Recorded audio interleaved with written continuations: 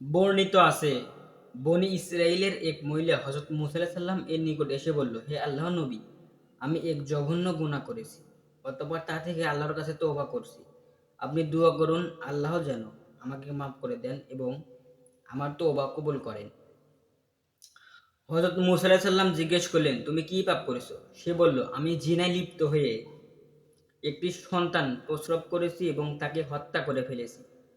হযরত মূসা আলাইহিস সালাম বললেন, হে পাপিষ্ঠ, এই মুহূর্তে এখান থেকে চলে যাও, নচেৎ আকাশ থেকে আগুন এসে আমাদেরকে জ্বালিয়ে ফেলবে।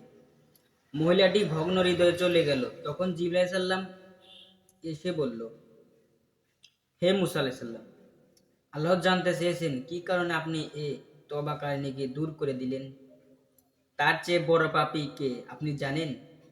মূসা আলাইহিস সালাম জিজ্ঞেস করলেন, হে জিবরাইল, এর চেয়েও বড় পাপী আর কে হতে পারে? জিবরাইল আলাইহিস সালাম বললেন, ইচ্ছাকৃতভাবে নামাজ ত্যাগকারী। আরো বর্ণিত আছে, এক বুজুর্গ ব্যক্তি তার বোনকে দাফনের সময় তার টাকার থলেটি কবরের ভিতর পড়ে যায়। দাফন শেষে বাড়ি ফিরে থলের কথা মনে পড়লে কবরের কাছে এসে দেখলেন টাকার থলিটি নেই। তার ধারণা হলো তা কবরের ভিতরে পড়ে গেছে। তিনি কবর খুললেন এবং দেখতে পেলেন কবরে আগুন জ্বলছে। তিনি আবার মাটি চাপা দিয়ে কাঁদতে কাঁদতে বাড়ি গিয়ে মায়ের কাছে সমস্ত ঘটনা খুলে বলে বোনের আমলের ব্যাপারে জানতে চাইলেন। সব শুনে মা বললেন, তোমার বোন নামাজে অবহেলা করত।